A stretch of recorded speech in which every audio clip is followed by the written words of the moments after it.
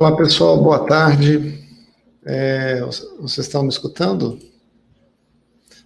Legal. Então, eu sou Guilherme Simões e eu vou ser responsável por apresentar o webinar desse mês. E o tema é análise de pontos de função usando o método COSMIC. Né? A gente vai exemplificar como é que funciona o método através de um exemplo em cima de um aplicativo Contatos do Google. Então, esse é um webinar mensal que a gente faz na Fato. Então, para quem chega pela primeira vez, todo mês a gente tem um webinar gratuito, onde a gente busca abordar temas que tenham a ver com o assunto de alguns serviços da Fato, mas que seja de interesse de muita gente. Então, ao final do evento, eu vou abrir um formulário para vocês fazerem uma avaliação, né, do evento de hoje, e vocês podem sugerir outros temas também para a gente programar para os próximos webinars. E ainda para quem participa pela primeira vez num evento nosso, a gente passa aqui algumas orientações ou sugestões para que a gente tenha uma experiência aí mais produtiva no evento. Né? A gente sempre sugere, você que vai assistir o webinar, usar uma conexão de internet de banda larga. Às vezes o celular pode dar uma variada na conexão, e aí você tem interrupção. De preferência, uma conexão por cabo, né? O Wi-Fi também às vezes tem uma certa instabilidade. Também não fazer nenhum download ou rodar nenhum processo pesado no computador, porque isso vai competir também, seja com o uso de processador da rede, pode também travar a apresentação para vocês. A gente está usando aqui a câmera, né? E se a gente tiver algum problema durante a transmissão, se muita gente estiver reclamando, a gente fecha a câmera e segue só com o áudio os slides, né? Para não ter tanta exigência de banda de rede na transmissão. A gente vai ter uma apresentação que dura mais ou menos 45 minutos, e a gente deixa os minutos finais, em torno de 15 minutos, para as perguntas. Então, você que já tem alguma dúvida sobre esse assunto, você não precisa esperar o final, você pode ir já escrevendo no chat, e é até legal isso, porque outras pessoas que estão assistindo também podem participar, e às vezes respondem ou dão a opinião dela, né? Mas no final, eu dou uma passada por todas as perguntas do chat e vou respondendo, né? Se tiver muita pergunta, talvez não tenha tempo hábil para responder a todos, mas eu me disponibilizo a responder a todo mundo depois. Só me mandar a pergunta aí por WhatsApp, e-mail, Skype. Eu vou deixar meus dados de contato também no final. Eu lembro que para quem tem alguma certificação do PMI, a participação no evento vale um PDU. Vocês vão receber a instrução, possivelmente amanhã, para emitir um certificado. Então, quem quiser o certificado de participação vai ter. Amanhã vocês vão receber um e-mail com essa orientação. E eu faço assim, a apresentação ela está sendo gravada, então quem tiver que sair ou chegar no meio, né, vai ter a possibilidade de assistir. Ela vai ser publicada no nosso canal do YouTube. Eu faço o convite para vocês seguirem a Fato no nosso canal. Vou até colocar aqui no chat o link direto. Vai lá, clica no link e se inscreve, porque aí todo o vídeo que a gente publicar no canal, vocês vão receber uma notificação e o vídeo desse webinar vai ser publicado lá. Lá você vai encontrar outros webinars que a gente já apresentou, e não só os vídeos dos webinars, a gente produz vídeos técnicos também de determinados temas, vídeos curtos, e publica lá também. Também faço o convite para vocês seguirem a Fato nas outras redes sociais. A gente tem aí o Twitter, Facebook, LinkedIn, e quem quiser falar com a gente por WhatsApp também vai ter tem essa possibilidade. É só clicar no linkzinho do chat do WhatsApp lá no nosso site, no site da Fato, né? O site da Fato está aqui no rodapé da apresentação. Então vamos lá. Sim. E para quem não conhece a Fato, a gente é uma empresa que tem mais de 20 anos de mercado, e a nossa missão é ajudar os nossos clientes no planejamento e avaliação de desempenho de seus processos de TI para alavancar o sucesso do seu negócio. A gente faz isso focando em 3 áreas principais: medição, estimativas, medição/estimativas, requisitos e testes, né? Nessas 3 áreas, a gente busca apoiar os nossos clientes, né, na sua análise de desempenho com relação a essas práticas nessas áreas e ajudar ele a melhorar o desempenho e ter mais sucesso nos seus desenvolvimentos de software. Então, o que a gente tem aí programado de agenda? A gente vai falar sobre a medição, o que é a medição funcional de software e para que se usa o tamanho funcional do software, o que é o COSMIC, né? A gente vai dar uma visão geral de como funciona o método. Eu vou entrar num exemplo de como é que funciona a medição, pegando uma parte do aplicativo Contatos do Google. Quem tem alguma conta no Google, creio que todo mundo, né, pode depois entrar no aplicativo e ver como é que ele funciona, caso ainda não tenha experimentado, né? Quem tem Android, fatalmente tem todos os seus contatos salvos nesse aplicativo. E a gente vai falar sobre as diferenças entre os padrões de medição COSMIC e IFPUG. Isso aí para quem já conhece o padrão de medição IFPUG, né? Para quem não tem conhecimento em nenhum deles, não se preocupe, né? Toda a apresentação anterior, ela não tem nenhum pré-requisito, então vou explicar sem nenhuma exigência de conhecimento prévio. Quando chegar nessa parte final da comparação dos 2 métodos, aí, se a pessoa já tem alguma experiência com o IFPUG, vai ser interessante ver essas diferenças, e quem não tem, eu sugiro olhar alguma apresentação. A gente tem no nosso canal vários vídeos que explicam como é que funciona o processo de medição IFPUG, e aí vocês vão entender também essas diferenças que a gente vai estar assinalando. Então, o que é a medição funcional de software? A medição funcional do software é a medição das funcionalidades que o software oferece numa perspectiva externa, a perspectiva dos seus usuários. A gente pode ver a medição, ou também interpretar a medição funcional do software como uma forma de quantificar os requisitos funcionais de usuário que o software tem. Mesma coisa. E essa medição, ela é independente de qualquer aspecto relativo à implementação do software.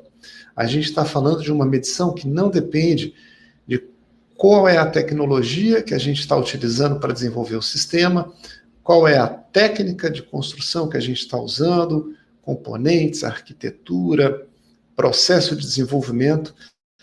Nada disso influencia na análise.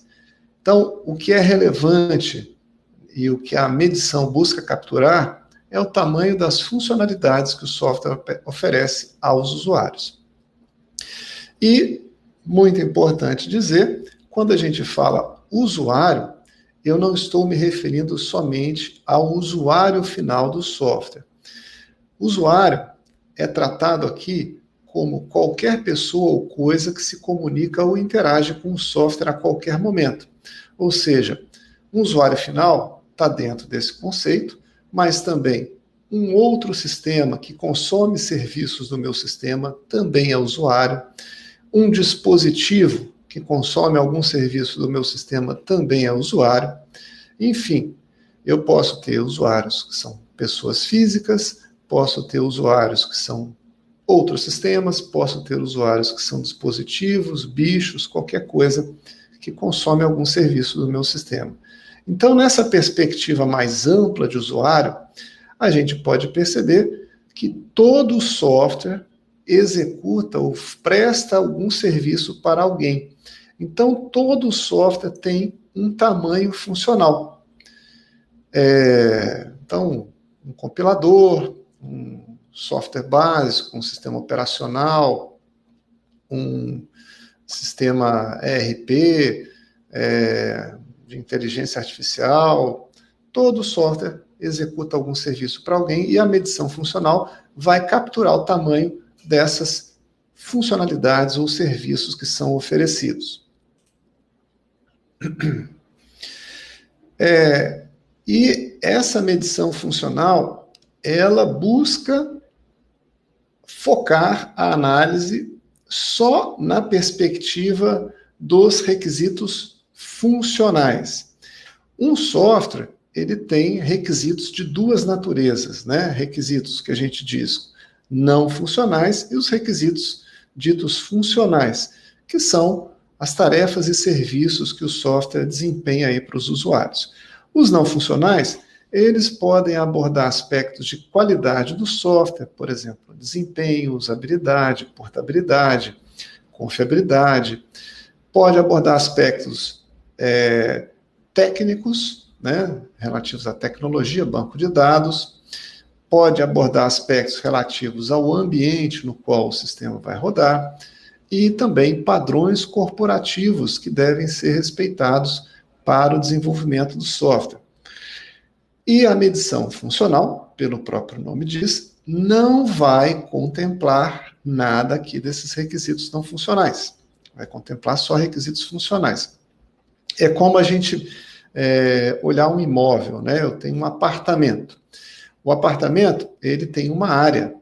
Então, eu vou medir essa área usando uma métrica chamada metros quadrados. Digamos que eu tenha lá um apartamento de 100 metros quadrados. Então, eu tenho uma informação de tamanho desse apartamento. Mas essa informação de tamanho não reflete toda a característica do imóvel. Porque quando eu vou precificar esse imóvel, o tamanho é uma variável importante, mas não é a única variável. A localização do imóvel, o tipo de acabamento, sol da manhã, sol da tarde, andar alto, andar baixo, né? Tudo isso são aspectos não funcionais do imóvel que também impactam no seu preço ou no seu custo. Tá? Para usar o tamanho funcional, então, com a finalidade de estimar custo, prazo de um projeto, a gente vai usar o tamanho funcional dentro de um modelo de estimativa que leve em consideração também os aspectos não funcionais. Mas o que eu quero dizer aqui, o tamanho funcional em si não abrange nenhum aspecto não funcional. Ao estimar esforço, custo ou prazo, o meu modelo de estimativa deve tratar tanto o funcional como o não funcional. E existem vários modelos de estimativas que se podem usar com pontos de função, né, com tamanho funcional. A gente fez uma apresentação no ano passado exatamente sobre isso, estimativas de projetos de software. Então, quem quiser aprofundar um pouquinho mais, dá uma olhadinha no nosso canal. Acho que foi em dezembro, né? E vai estar lá o vídeo onde a gente explora isso melhor. Não vou entrar muito além disso para não fugir do assunto aqui do webinar. Então, o tamanho funcional de software é utilizado no mundo, né, principalmente, com a finalidade de estimativas, né, uma forma de estimar prazo, custo, esforço de projetos de software. E, na verdade, é quase um sinônimo você falar de pontos de função e estimativas, mas são coisas diferentes, né? Ponto de função representa tamanho funcional, a estimativa, prazo, custo e esforço, usa o tamanho como entrada, mas não é a mesma coisa. Agora, não só se usa o tamanho funcional em estimativas. Hoje, por exemplo, a realidade do mercado brasileiro, de governo, também privado, né, para a contratação de serviços de desenvolvimento de software, se usa pontos de função para medir entregas de um fornecedor de fábrica de software. Então, o tamanho funcional ele serve de unidade de medida de contratos de software. Eu posso usar pontos de função, quando eu falo tamanho funcional ou pontos de função, são sinônimos, tá? Para embasar um estudo de produtividade, tanto para produtividade e qualidade da minha equipe de desenvolvimento. A gente já apoiou algumas empresas nesse sentido. Então, quero avaliar qual é a produtividade da minha equipe, quais os fatores que estão impactando de maneira negativa nisso, né? O tamanho funcional é uma ferramenta que ajuda nesse estudo. Claro que outras informações têm que ser consideradas também, mas ela é uma variável importante no processo. Então, ao longo do tempo, o mercado veio descobrindo ou dando mais usos para o tamanho funcional de um projeto de software. Aqui eu estou listando só alguns exemplos, né? E essa ideia de medir funcionalidades do software nasceu na década de 70 dentro da IBM. Esse pesquisador aqui, chamado Alan Albrecht, foi quem criou a ideia da análise de pontos de função e desenvolveu isso ao longo de uns 5 anos dentro da IBM e publicou um resultado do trabalho dele. O que ele, na verdade, estava fazendo era um estudo de produtividade, né, de uma unidade de serviços da IBM. E aí ele publicou o resultado desse estudo no Congresso e descreveu como é que ele fez o estudo de produtividade dele. Ele criou um método para medir os projetos de forma independente da linguagem de programação, já que os times dessa unidade da IBM nem todos trabalhavam com as mesmas linguagens de programação. Então, a primeira ideia seria medir a produção dos times pela quantidade de linhas de código escritas na época, né? Mas, trabalhando com linguagens de programação diferentes, ele não podia fazer essa comparação. Então, ele pensou em uma forma de medir isso independente da linguagem utilizada. Foi aí que nasceu a ideia de pontos de função. E isso começou a se difundir no final da década, mais na década de 80, fora desse mundo IBM, e ao longo desse tempo, várias propostas de melhoria surgiram dessa ideia original da IBM e ganharam o mercado, né? Muitas delas vieram do mundo acadêmico, de universidades, a maioria morreu pelo caminho, mas hoje a gente pode dizer que existem 5 métodos padronizados pela ISO, que são derivados dessa ideia original da IBM. O padrão IFPUG é o padrão mais próximo da ideia original da IBM, né? Mais fiel à definição original lá do Alan Albrecht. E o IFPUG é o Grupo Internacional de Usuários de Pontos de Função, que está sediado lá nos Estados Unidos, né? Ao longo do tempo, outros padrões foram surgindo com algumas variações em relação à ideia original. Então, a gente tem o Mark II, lá do Reino Unido, a NESMA, lá da Holanda, a FISMA, da Finlândia, que são as organizações ali que suportam esses métodos, e o COSMIC, ele nasceu no Canadá, final da década de 90, também propondo algumas melhorias em relação ao padrão IFPUG, que era o mais difundido até então. E cada um tem a sua difusão, a sua disseminação mais concentrada em alguns mercados, né? Por exemplo, né, o Brasil usa muito mais, praticamente, né, o IFPUG, com algumas ideias da Nesma, e Cosmic praticamente nada. Agora, se a gente falar de outros países, por exemplo, México, Polônia, é Cosmic o padrão que se usa no mercado de lá. Então,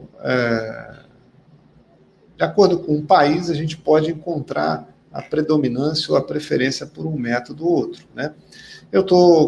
Embora o padrão aqui hoje dominante no mercado seja o IFPUG, a ideia de falar do Cosmic é justamente mostrar as diferenças e entender o que ele pode ter de melhor, né, do que evoluiu em relação ao padrão IFPUG.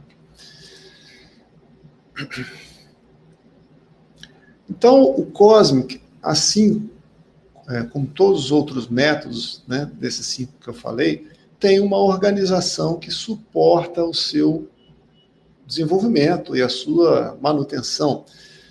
Cosmic é também o nome da organização. Então, Cosmic pode ser o método ou pode ser a organização que suporta o método. Ela é uma organização que está sediada no Canadá, mas é uma organização aí de apelo mundial.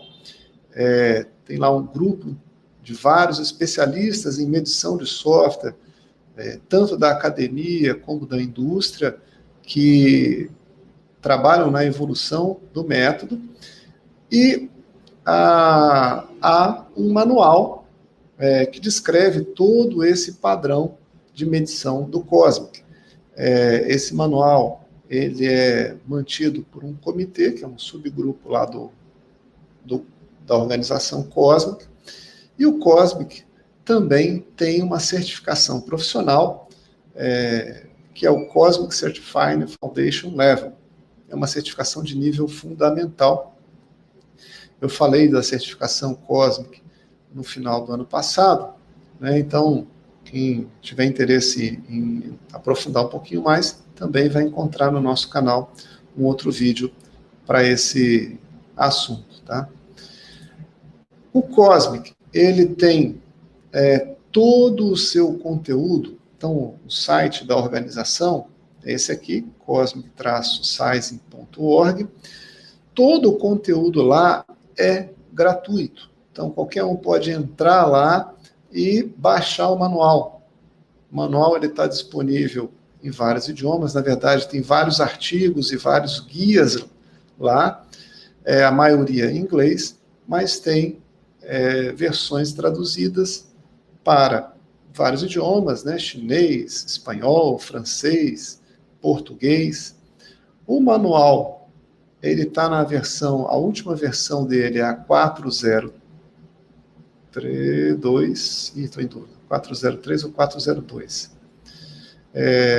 Acho que... Bom, vou dar uma verificada aqui para não falar bobagem. É porque a última versão, ela está disponível só em inglês, né? A versão 03, 02, 01, na verdade, são pequenas correções ali de texto que foram feitas, né? Nada de regras ou conceitos novos, né? Na prática, é a versão 4.x, né? Que é a relevante. A versão em português, ela não está disponível na última versão, né? Tem uma tradução para o português, mas não é a última versão, não está sincronizada com a última versão em inglês. E a gente vai encontrar uma série de casos de estudos, artigos acadêmicos, guias orientando a usar Cosmic em diferentes contextos, né? Aplicar Cosmic a sistemas de tempo real, data warehouse, barramento de serviços, contexto ágil, né? Então, tem bastante conteúdo disponível, tudo gratuito. Isso é uma diferença marcante em relação à política do IFPUG, onde só quem é membro do IFPUG que tem acesso ao manual ou pode comprar, né? Mas ele não tem isso aberto para download. E o processo de medição do Cosmic, ele é discriminado em 3 etapas. Uma primeira etapa, onde a gente vai definir a estratégia de medição que a gente vai usar para o software, Isso implica em você identificar qual o problema, qual o propósito da sua medição, o que eu quero fazer com o resultado da minha medição. Quero estimar o custo, eu quero valorar o software, ou seja, atribuir um valor como se fosse um ativo da minha organização, eu quero saber o tamanho do sistema para avaliar se eu vou redesenvolver esse sistema numa nova tecnologia ou não. Dependendo, né, desse propósito, o escopo da minha análise, o escopo da minha medição pode ser diferente, né? Então, aqui a gente vai avaliar o propósito, traçar qual é a fronteira do meu objeto de medição, qual é o escopo da minha análise. A gente está falando aqui de uma etapa do processo que costuma ser rápida, mas super importante para fazer com que todo o resto funcione bem. Aqui a gente define premissas para todo o resto do trabalho. A fase do mapeamento consiste em a gente,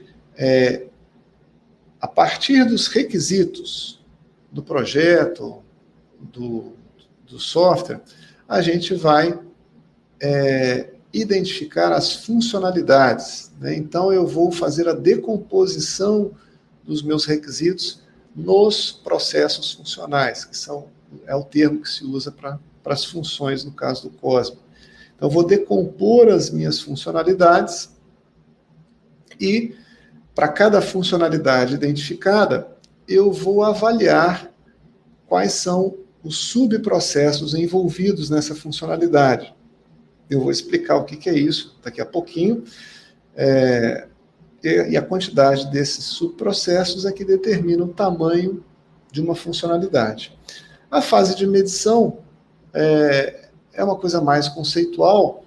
Quando a gente faz a medição com COSME, se eu estiver usando uma planilha, por exemplo, né, quem vai fazer a medição aqui, a gente vai contabilizar, totalizar, né, tudo que foi mapeado antes, né? Essa contabilização, essa totalização, a planilha pode fazer de forma automática. Então, aqui, fase de medição propriamente dita, não tem muito trabalho a ser feito. O grosso do trabalho está nessa fase 2, trabalho de análise, né? Aqui é algo mais automatizado.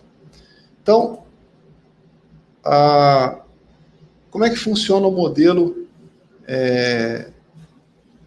O COSME, ele trabalha com um modelo genérico de funcionamento de um software. Então, todo software é delimitado pelo que a gente chama de fronteira, né? Então, eu distingo um software de outro, ou um software do mundo externo, por uma fronteira. É exatamente a partir daqui que a gente vai fazer a medição. É como a gente querer, por exemplo, eu quero medir uma fazenda, né? Se a minha fazenda não está cercada, fica difícil eu avaliar o tamanho dessa fazenda corretamente, né? A cerca delimita a fazenda e facilita muito a gente fazer a medição correta. Mesma coisa no caso do software. Então, o software ele tem lá uma fronteira delimitando ele recebe dados do mundo externo, que são as entradas, ele também envia dados para o mundo externo, né, que são os usuários, ele pode gravar dados para persistir, né, e pode recuperar dados que estão persistidos. E essa interação com o mundo externo, a gente está falando da interação com o usuário, que manda dados e que recebe dados. O usuário pode ser tanto um humano como um outro sistema, que é o que está aqui desenhado, né? Nesse caso aqui eu estou falando de outro sistema que está recebendo e enviando dados. E toda a medição, ela está centrada em a gente, a partir dos requisitos funcionais, decompor eles nos processos funcionais ou nas funções, né? Então, função ou processo funcional é o sinônimo. Para quem conhece o método IFPUG, né, processo funcional é praticamente a mesma coisa que transação, né, no conceito lá do IFPUG. E no COSMIC, um processo funcional, ele é composto por subprocessos, que são movimentos de dados e manipulação de dados. Vamos falar sobre cada uma dessas coisas. Então, os movimentos de dados são de 4 tipos, né? Entradas, saídas, leituras e gravações ou escritas, né? Entradas e saídas são movimentos que fazem o software interagir com o mundo externo. Leituras e escritas são movimentos de dados que fazem o software persistir dados ou recuperar dados que estão persistidos, né? A nomenclatura a terminologia do COSMIC utiliza o conceito de armazenamento persistente, né? Onde os dados são guardados. Se a gente pensar no cenário mais comum, a gente está falando do armazenamento persistente com o banco de dados, né? É onde os dados são persistidos. Mas o COSMIC teve a preocupação de não chamar isso de banco de dados, porque existem N tecnologias possíveis para se persistir dados. E nem sempre o que é persistido vai estar no banco de dados, né? Então ele usa um conceito mais geral, chamado aqui de armazenamento persistente. E existem os subprocessos de manipulação de dados. O que é uma manipulação de dados? É um cálculo, é uma formatação, é uma transformação de um valor em outro, é uma validação. No COSMIC, não há nada que se meça diretamente aqui sobre uma validação. Então, se eu tenho lá, por exemplo, 3 cálculos sendo feitos dentro de um processo, o COSMIC não vai medir isso diretamente. Mas esse cálculo ele é medido indiretamente porque ele está, de certa forma, associado a um dos 4 movimentos de dados, né? Então, a manipulação ela não é medida de forma direta, ela é medida de forma indireta. O que se mede efetivamente no COSMIC são os movimentos de dados. Cada movimento de dados equivale a um ponto de função. Então, eu identifico um processo funcional e vou identificar os seus movimentos de dados, quantas entradas, quantas saídas, leituras e escritas esse processo tem. E a quantidade desses movimentos de dados me dá a quantidade de pontos de função desse processo. Simples assim. Vamos ver um exemplo, né? Então, vamos imaginar que eu tenho uma transação ou um processo funcional chamado incluir pedido. O usuário pode cadastrar um pedido, o pedido pode ter vários itens, né? No COSMIC, cada grupo de dados, né? Grupos de dados que têm cardinalidades diferentes, né? No caso, assim, um pedido pode ter vários itens, tem uma cardinalidade ali 1 para N, as regrinhas me dizem que eu vou contar um movimento de dados para cada grupo. Então, o usuário informa dados do pedido e dados do item do pedido. Então, eu tenho aqui 2 movimentos de entrada para dentro desse processo funcional. Esse processo, ele tem que validar se o cliente informado no pedido existe. Então, ele vai lá na tabela de cliente e faz uma leitura. Então, tem um outro, né, movimento de dados. Verificar se existe é fazer uma leitura. Ele vai verificar se todos os produtos informados pelo usuário também existem na tabela de produto. Ele vai fazer aqui uma outra leitura. E, digamos que todas as validações estejam ok, ele vai guardar ou escrever, né, dados do pedido na tabela de pedido e dados de item na tabela de itens do pedido, né? Então, no banco de dados, por questões da normalização, a gente vai ter essas duas tabelas separadas, porque a cardinalidade delas é diferente, né? Aqui eu tenho, então, um movimento de escrita e outro movimento de escrita. E o processo ele pode emitir uma mensagem para o usuário, que pode ser de erro, se ele, por exemplo, informou algum dado inválido ou de sucesso, né?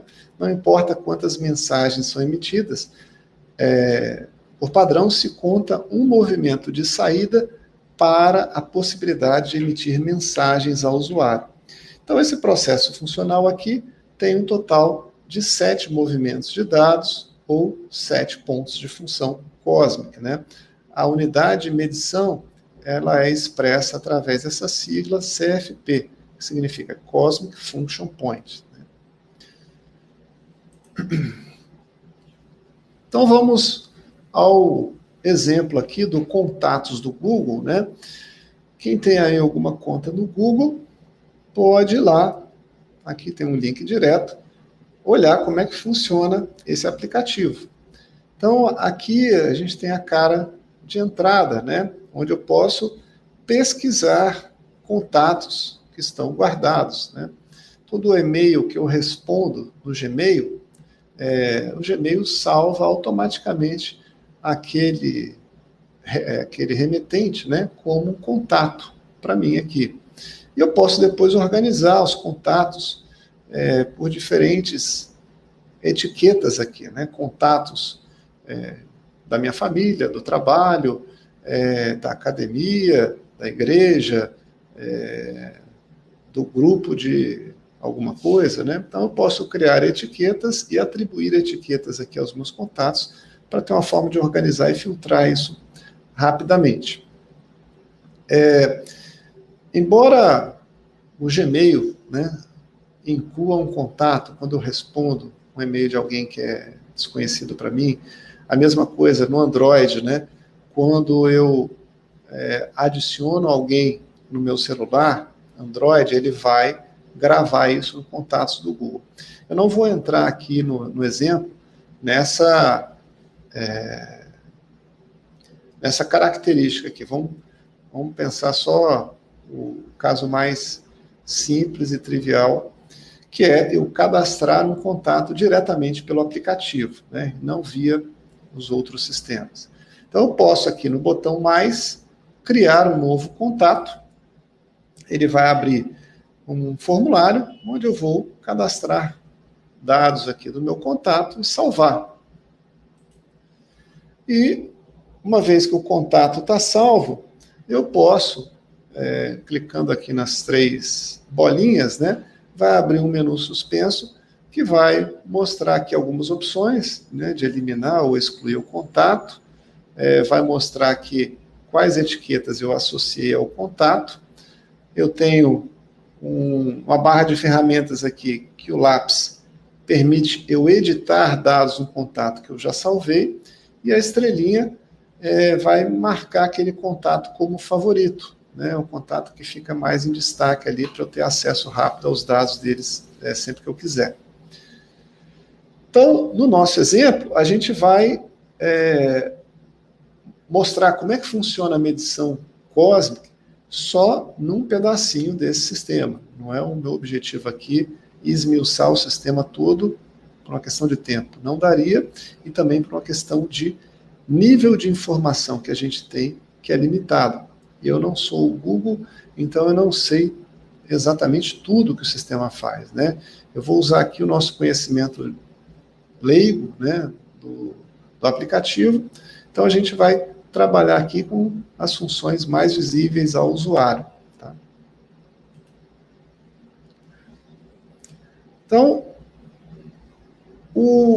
como é que funciona a medição aqui? Vou pegar o primeiro processo, que é buscar contatos, né? Eu tenho a tela principal do sistema, um campinho de filtro, eu posso informar o nome de alguém, um e-mail, um telefone, e ele vai me mostrar dados de resultado. Esse processo, ele é decomposto aqui em vários movimentos. Então, informar, né, um critério de filtro é uma entrada. Então, meu buscar contatos tem uma entrada. Ah, sim, faltou eu falar. Os 4 movimentos de dados, entrada, saída, leitura e escrita, se convenciona identificar por uma letra que é derivada dos termos em inglês. Então, sempre que aparecer a letra E, no caso aqui coincide, né? É de entrada, mas é de entry, tá? Que é o termo em inglês. Sempre que aparecer a letra X, eu estou falando de X de exit, ou saída. Sempre que aparecer a letra W, eu estou falando de write, W de escrita, write. E sempre que aparecer a letra R, eu estou falando da leitura, que é o R de read. Então, eu tenho aqui dados que são informados para o critério de filtro, um movimento de entrada. Dados que são apresentados ao usuário, então eu tenho aqui um movimento de saída. Só que para se conseguir apresentar esses dados, eu preciso recuperar isso de algum lugar. Então existe uma tabela que guarda dados de contato que eu preciso ler para poder mostrar os dados. Está aqui meu movimento de leitura, que é o movimento 2. Ah, o Eduardo está falando aqui que o mouse não está aparecendo. Então, deixa eu ir pelos números, as bolinhas aqui. Então, a bolinha número 1, né, o primeiro movimento de dados, é o movimento de entrada de dados, que são os dados de filtro. Eu informo o critério de filtro, vou lá na tabela de contatos, recuperar, que é o segundo, movimento 2, né, que é ir na tabela de contatos, recuperar e mostrar, recuperar só, né? Nem tudo que eu recupero vai ser exibido. Mas nesse caso, nesse exemplo específico, sim. Então, o movimento 3 é a apresentação dos dados que foram lidos. E há a possibilidade de o sistema emitir uma mensagem se não encontrar nenhum contato ali com aquele nome que eu informei no filtro. Então, o movimento de mensagem de erro, é o movimento 4, ele é um movimento de saída diferente do movimento 3. Tá? São grupos de dados diferentes. O Cosmic tem uma regrinha específica para falar de movimento de mensagem ao usuário final. Então, isso é contado separado. Então, aqui a gente tem 4 pontos de função nesse processo. Vamos para um outro processo, que é o processo que cria um contato.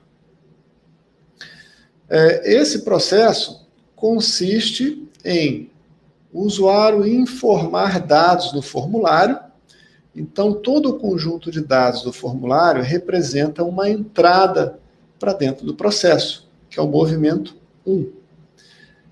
Eu poderia pensar que esse formulário tem alguma validação e pode emitir uma mensagem de erro, o que faria a gente contabilizar um movimento de saída. Mas, no teste que eu fiz lá, ele aceita qualquer coisa, não valida nada. Então, basicamente, esse processo recebe dados que foram informados e guarda, que é o movimento 2, que é o movimento de escrita na tabela de contatos. Tá? Se tivesse alguma validação, poderia gerar um movimento de saída, e se essa validação implicasse em ler dados também em alguma tabela, teria um movimento de leitura. Mas aqui a coisa é bem simples, tá? Então são só 2 movimentos. Da lista que eu pesquisei, então eu botei lá um contato, na minha tela principal, eu pesquisei os meus contatos que tem Silva, né? Apareceu trocentos contatos que tem Silva. Eu selecionei uma pessoa e quando eu selecionei uma pessoa daquela lista, eu estou detalhando os dados do contato, que ele vai me mostrar todos os dados daquela pessoa que está cadastrada.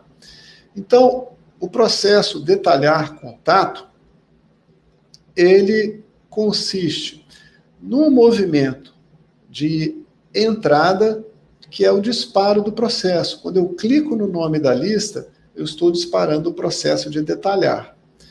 Esse processo de entrada, que dispara, existe em todo o processo funcional. Todo processo funcional tem que ter um movimento de entrada para que ele seja disparado. Então, essa entrada ela é obrigatória e vai existir em qualquer processo funcional que eu analise. Cliquei no nome, o que o sistema vai fazer? Recuperar detalhes daquele contato. Então, ele vai ler no movimento 2 a tabela contato e mostrar esses dados na tela, que é o movimento 3 de saída.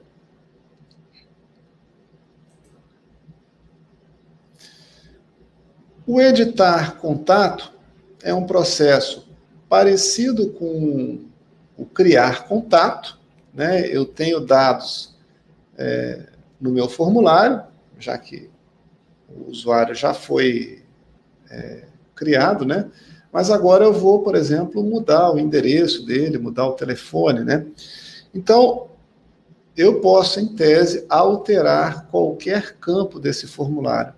Então, existe um grupo de dados de entrada, que é esse primeiro movimento, que consiste nos dados do formulário, que podem ser modificados.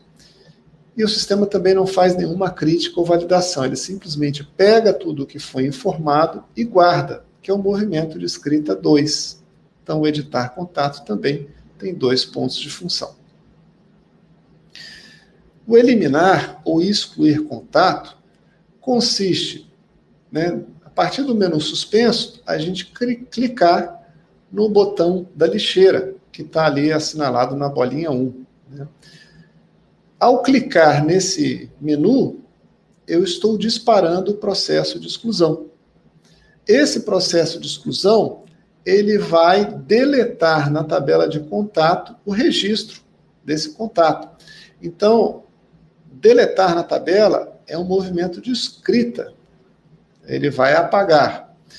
E ele vai emitir uma mensagem de sucesso, que é o movimento 3, né? Falando que excluiu com sucesso. Então, outro movimento de saída.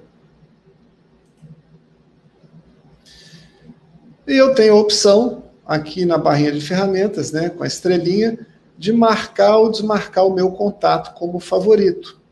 Então, o processo, ele tem o movimento 1 de entrada, que é simplesmente clicar na estrela, eu já estou marcando ele, né? E o movimento 2, que é guardar essa informação de que ele é um contato favorito. Então, eu tenho aqui 2 movimentos de dados. Não emite nenhuma mensagem nesse caso.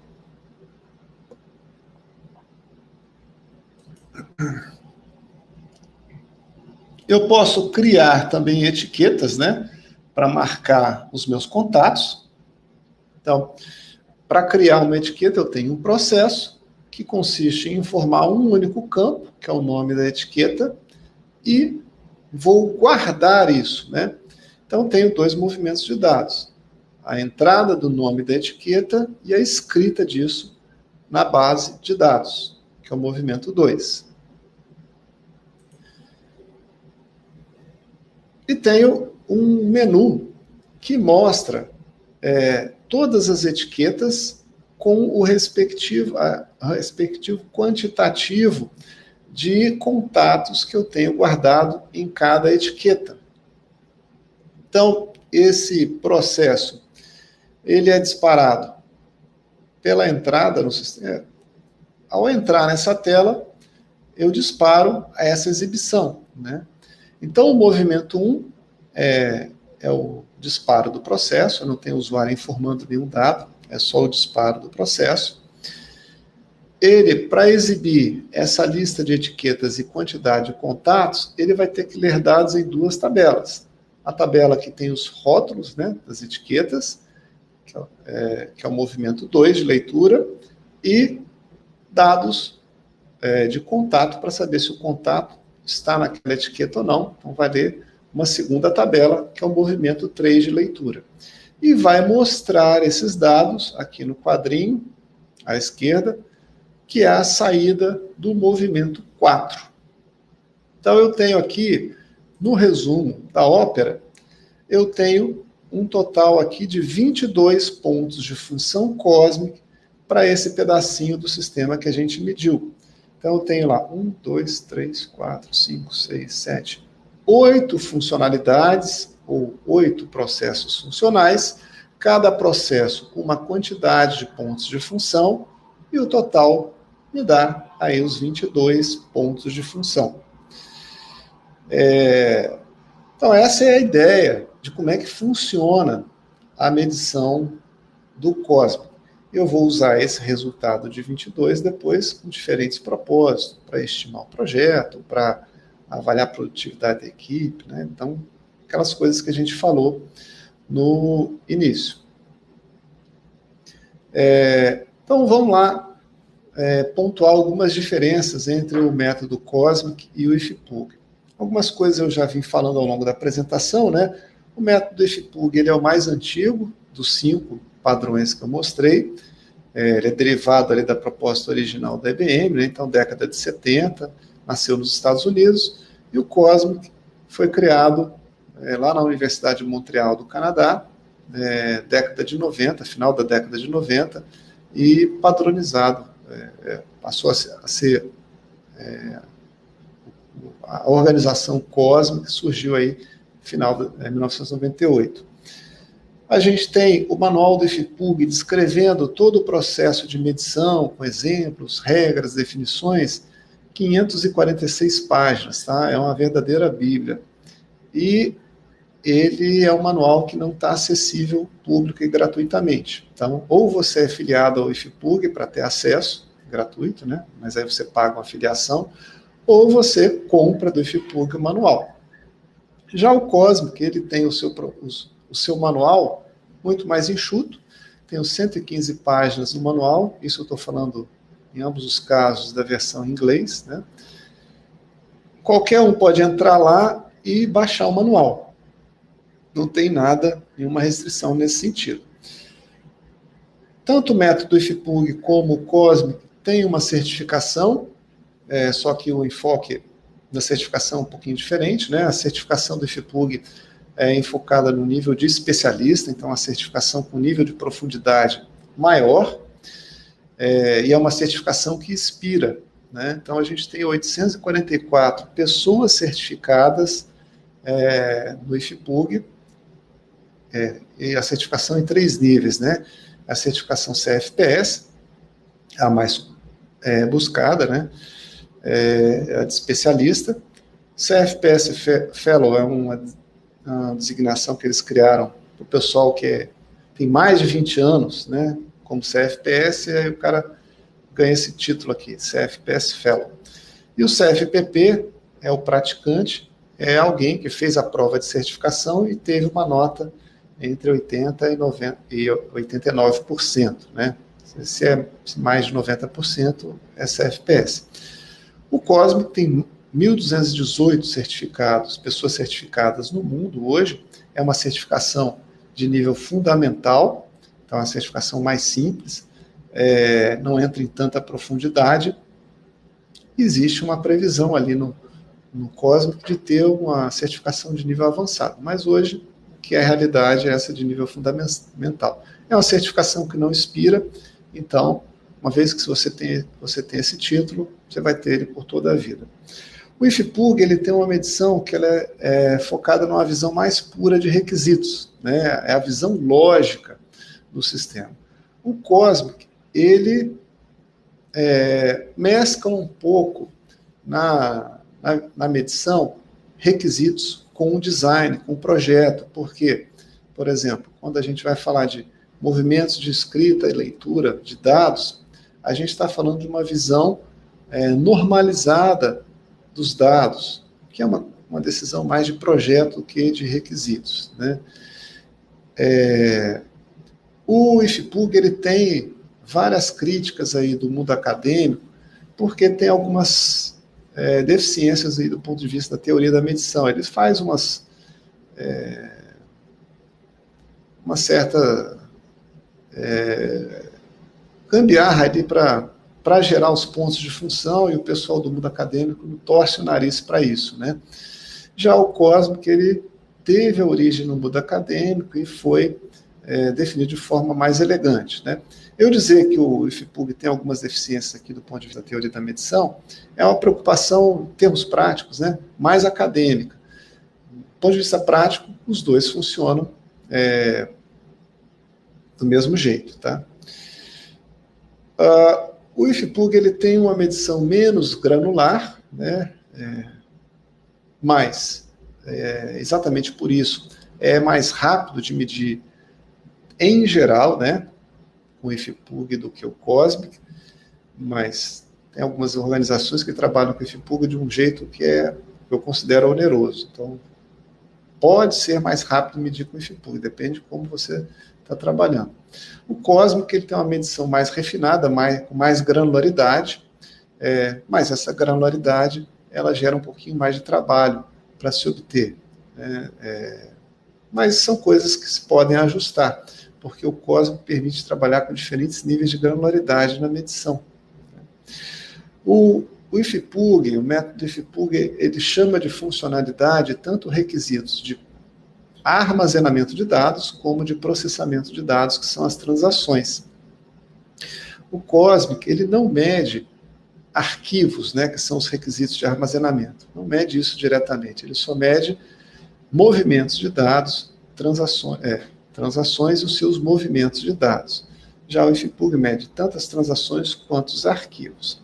Para a gente trabalhar com o IFPUG, na vida real, a gente não consegue trabalhar com o padrão puro IFPUG, né? É o nosso caso aqui no Brasil.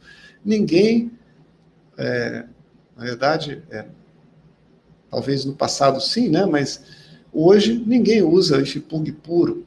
A gente vai encontrar o mais comum, num contexto aí corporativo, quem usa ponto de função vai usar IFPUG, algumas coisas da mesma e, muito provavelmente, o roteiro de métricas de software do CISP, né? Então, a gente está falando de uma mescla de 3 padrões.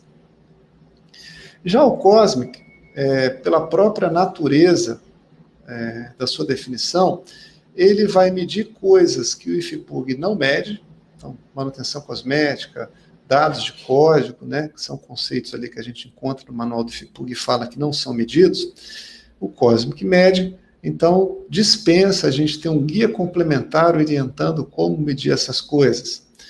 A granularidade de medição do Cosmic também é maior. Então, quando a gente fala de uma manutenção, o Cosmic ele mede só a parte da funcionalidade que foi impactada. Já o IFPUG mede a função inteira. Isso obriga que, na prática, o mercado tenha que trabalhar com deflatores ou fatores de impacto, né? O guia do CISP prevê isso, mas quem não usa o guia do CISP vai, muito provavelmente, trabalhar com alguma definição local, né? Tipo, a manutenção vale 50% do desenvolvimento, né? A alteração de uma funcionalidade vale 50% de uma funcionalidade nova. No Cosmic eu não preciso disso porque eu meço só a parte da funcionalidade que está sendo impactada. Então eu consigo com o Cosmic trabalhar com o padrão puro e abranger praticamente todas as necessidades que acontecem aí na vida real, no contexto de contrato, né? Outra coisa também que é interessante, com pontos de função, a gente tem lá toda a funcionalidade, tem 3 níveis de complexidade, ou é baixo, é médio, é alta. E não existe nada além disso. Então, toda a funcionalidade ela vai ser encaixada em um desses 3 níveis. Então, não existe uma funcionalidade com complexidade super alta ou altíssima, né? Já o Cosmic, ele não tem essa segregação, uma funcionalidade, ela não vai ter níveis, ela vai ter quantidade de movimentos de dados. A minha funcionalidade pode ter de 2 pontos de função, que é o mínimo, né, que se tem numa funcionalidade, 2 movimentos de dados, até 200, não tem um limite superior, né? Então, às vezes com o IFPUG a gente encontra dificuldades em encaixar o modelo do IFPUG nos casos em que a gente tem lá transações que têm uma complexidade alta, mas a pontuação dela está limitada lá aos seus 7 pontos de função. Já o Cosmic, não. Eu tenho lá uma transação que pode ter 50 pontos de função, 80 pontos de função, 200 pontos de função, porque ela faz muita coisa, né? Então, o desvio, né, se a gente falar da estimativa de esforço baseada em pontos de função, o desvio, o erro é muito menor com o Cosmic nesse aspecto, tá? Bom, e o que a gente pode oferecer ali de serviço relacionado a esse assunto, né? A Fato tem uma linha de cursos, que para quem se interessar pelo Cosmic, então a gente tem o curso que ensina, né, de maneira prática a aplicar o método, é um curso de 16 horas. A gente pode fazer sessões de uma oficina de medição, oficina de contagem de pontos de função, onde a gente trabalha com o cliente projetos reais, e ele vê a coisa funcionando com projetos reais, né?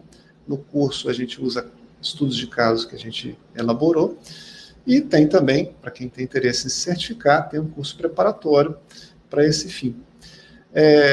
E aí, os serviços relacionados, né, à medição diretamente. Então, estimativas de projetos, quer fazer isso com o Cosmic, que a gente pode fazer ou ajudar o cliente, fazer análise de benchmarking com o Cosmic, que a gente pode fazer também. Né? Tudo que faz com ponto de função IFPUG também dá para fazer com o Cosmic, mas para quem está enfrentando alguma dificuldade, alguma limitação com o IFPUG, analisar o Cosmic pode ser uma alternativa interessante, porque você não precisa reinventar uma roda, porque muitas coisas, o padrão do próprio manual já resolve para a gente, sem a gente precisar ficar inventando regrinhas de contagem específicas, como é o caso do IFPUG, que a gente encontra tanto aí dentro das organizações. Tá?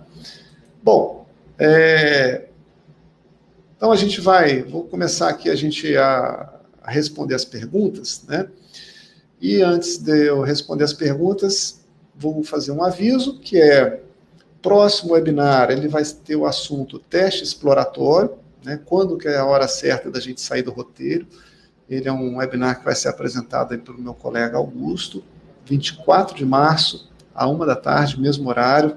As inscrições já estão abertas. O Fred vai colocar aí no chat o link para registro, né?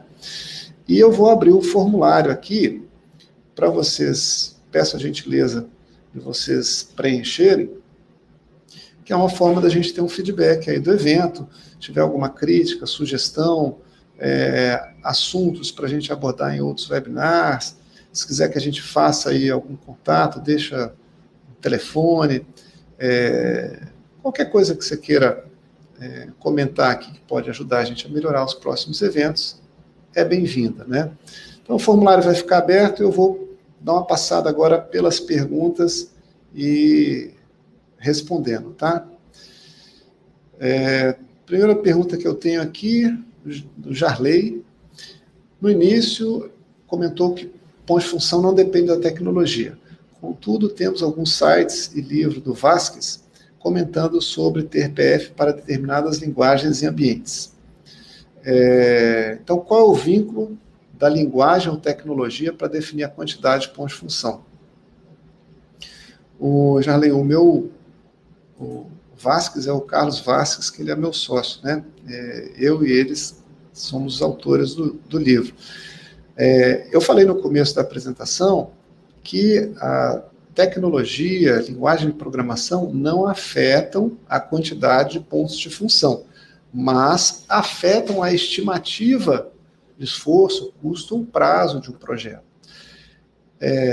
E uma variável que costuma ser bastante utilizada em modelos de estimativas é a produtividade. quantas horas eu gasto para produzir um ponto de função.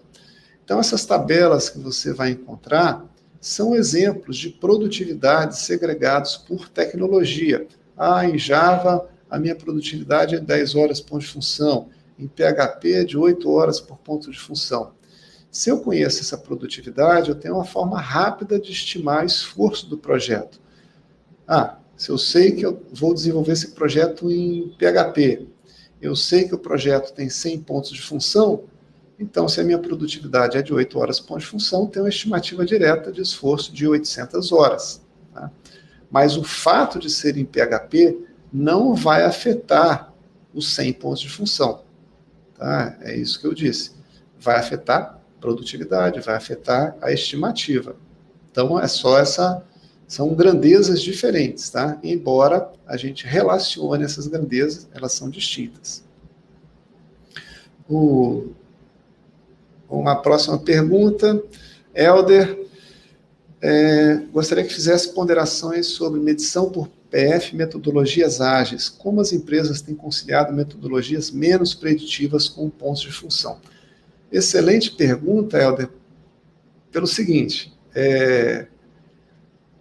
eu falei que ponto de função independe da tecnologia, isso envolve processo, né, também. Se o processo é ágil ou não, se a metodologia tradicional é ágil, isso independe.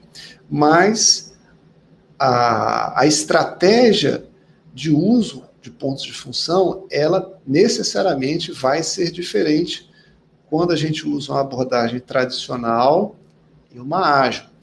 Então, a estratégia de medição é diferente, a regra de medição é a mesma, tá? As regras de medição do manual, elas não mudam pelo fato da coisa ser ágil ou não. Agora, a estratégia de medição no sentido de o que eu vou medir, quando que eu vou medir, qual é o escopo da minha análise, isso muda com certeza. O roteiro de métricas do CISP, né, ele, na última versão, que é a 2.3, ele treina lá no final uma abordagem para trabalhar com pontos de função em contextos ágeis. Então, no ambiente de governo, né, a gente já tem um caminho das pedras aí que o roteiro do CISP traz. Ali é uma forma de se trabalhar, não é a única, existem outras formas possíveis. A gente tem previsto aí no calendário um webinar onde a gente vai abordar exatamente a sua pergunta, tá? Que é o webinar do dia 23 de junho. Então, vou botar aqui no chat, né? Você pode se inscrever e a gente vai ter tempo para discutir isso aí com mais profundidade, tá? Pergunta do Dilson: como costumam ser documentadas as fronteiras das aplicações? Dilson, isso normalmente, vou falar aqui da nossa realidade. O Brasil, pontos de função muito usado em contratos, né? Se a gente falar do contrato no âmbito de governo, no contexto da licitação do contrato, se publica um termo de referência que define todo o escopo do serviço e, anexo a isso, é comum que se definam já as fronteiras. O próprio cliente define a perspectiva de fronteiras de tal maneira que isso não seja necessário se discutir durante o contrato. Então, é uma premissa. O órgão acaba já mapeando e definindo essas fronteiras. Basicamente, vai ser uma tabela com uma lista de sistemas e descrevendo o que é o sistema, exatamente provendo essa distinção entre um e outro, tá? Lembrando aqui se a gente falou disso no webinar, acho que não. Mas, se eu lembrar, eu dou alguma dica aí que pode ter lá no nosso canal. Zé Augusto pergunta: alguma empresa tem usado Cosmic? No Brasil, alguma empresa tem usado Cosmic ao invés do IFPUG? A gente... Bom, eu vou falar do que eu sei, tá? Não necessariamente isso é a realidade do mercado. A gente teve já algumas empresas e fizeram algumas experiências piloto com o Cosmic, mas de falar de usar intensivamente, eu desconheço, tá? O padrão IFPUG é o padrão que todo mundo usa, que é o mais fácil, né? Melhor seguir o que todo mundo está fazendo do que eu correr o risco de tentar algo novo e quebrar a cara. Então, a abordagem é conservadora, muita gente. O que eu vejo, né? O Cosmic ele pode entrar como uma alternativa para quem já está usando o IFPUG e a coisa está funcionando bem, legal, segue aí com o IFPUG. Mas tem algumas empresas, por algumas características específicas, esbarram em limitações do padrão IFPUG e acabam tendo que criar regras diferentes do padrão, né? Isso não é legal. Então, por exemplo, algumas empresas têm usado ponto de função IFPUG e prevendo o uso de Snap para medir o que o ponto de função IFPUG não mede. O cara está acrescentando um outro padrão, né, ao seu processo. Eu sugiro o seguinte, né? Vai avaliar isso, avalie o Cosmic também. Porque se o Cosmic responder bem, e eu acredito que responde bem, você não precisa ter dois padrões, né? Snap e ponto de função IFPUG, tem que treinar a gente nos dois. Você tem uma coisa mais complexa, um cenário mais complexo de medição para lidar do que o Cosmic, que é um padrão mais enxuto e mais simples, né? Então, para quem já esbarrou em alguma limitação do IFPUG, o Cosmic é uma alternativa interessante para se avaliar. Outra pergunta que ele coloca aqui, um cadastro que tem vários combos, ou seja, várias leituras, cada leitura é contada. Existe uma diferença, né, em como o padrão IFPUG mede os combos e como o Cosmic mede os combos, Zé Augusto. Então, tem casos em que o combo ele vai ser tratado como parte do processo, né, que abrange esse combo, e tem casos onde ele vai ser contado como um processo separado. Mas, certamente, né, se para exibir dados no combo eu tenho que recuperar dados de tabela, cada tabela que eu tenho que ler conta como uma leitura, tá? Pergunta do Alexander, no caso do marcar, desmarcar favorito, né, que era um exemplo lá do contatos do Google, a mensagem não seria representada pela cor da estrela que representa que está marcada ou desmarcada?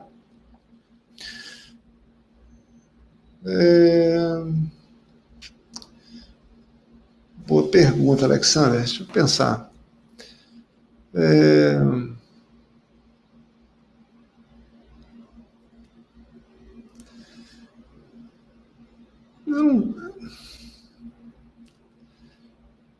Eu acho que essa sinalização da estrela estar marcada ou desmarcada é um dado relevante para a tela de detalhar contato, né? Quando você entra no detalhar contato, ele vai mostrar a estrela cheia ou vazia.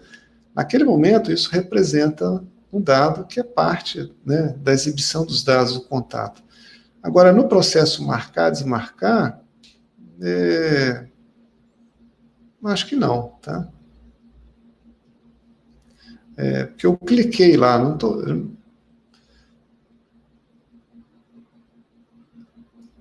Eu acho que não.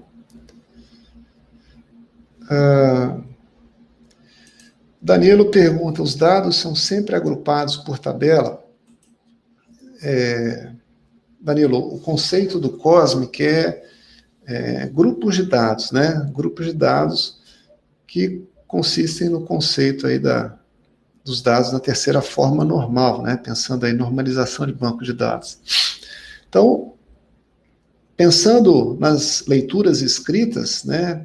E o meu sistema tem um banco de dados com esquema na terceira forma normal, então os dados para fins de leitura escrita são sempre vistos, né, nessa perspectiva da tabela mesmo.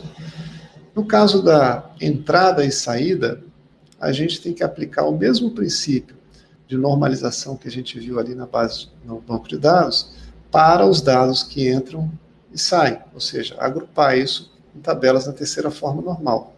Né? Essa é a ideia. Magali pergunta, quem já é certificado em IFPUG teria uma certa facilidade para se certificar em COSME?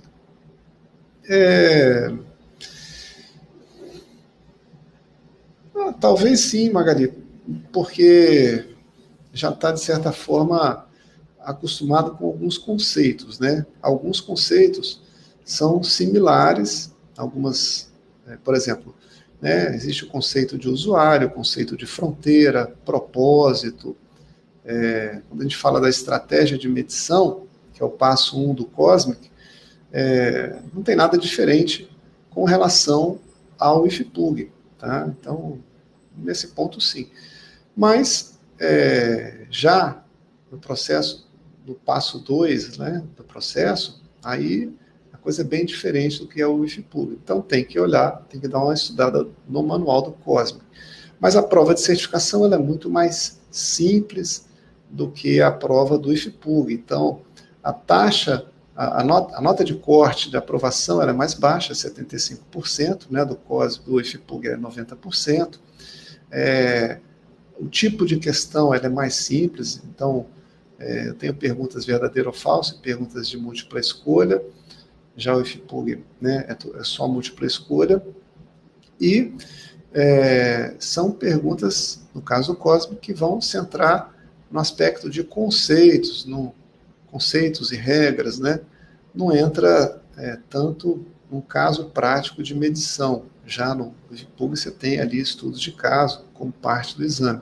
Então, um é uma certificação de nível fundamental, como eu falei, do COSMIC, já o IFPUG é de nível de especialista, então um nível de profundidade maior. Por isso que eu falo, a certificação do COSMIC ela é mais simples do que a do IFPUG. É claro, se eu já tenho algum conhecimento de IFPUG, isso pode me facilitar, mas quem quer começar do zero também não vai sofrer muito para conseguir obter a certificação. Ok? Bom, acho que não ficou ali uma pergunta pendente, eu vou só deixar aqui então os meus dados de contato. Opa. Quem tiver alguma dúvida depois, ou achou que a minha resposta ali deixou a desejar em algum caso, pode me escrever. Tem aqui meu e-mail. Se quiser me adicionar no LinkedIn aqui, está aqui meu perfil, no Skype também, está aqui minha conta do Skype ou WhatsApp. Pode me mandar por qualquer um desses meios, que vai ser um prazer responder a todo mundo, tá? Amanhã, então, vocês devem receber um e-mail falando do certificado, falando da publicação da gravação e qualquer dificuldade, nossa equipe aí vai estar apoiando vocês, tá? Desejo a todos aí uma excelente tarde, uma ótima semana, espero revê-los aí em breve no próximo webinar. Um grande abraço e até logo.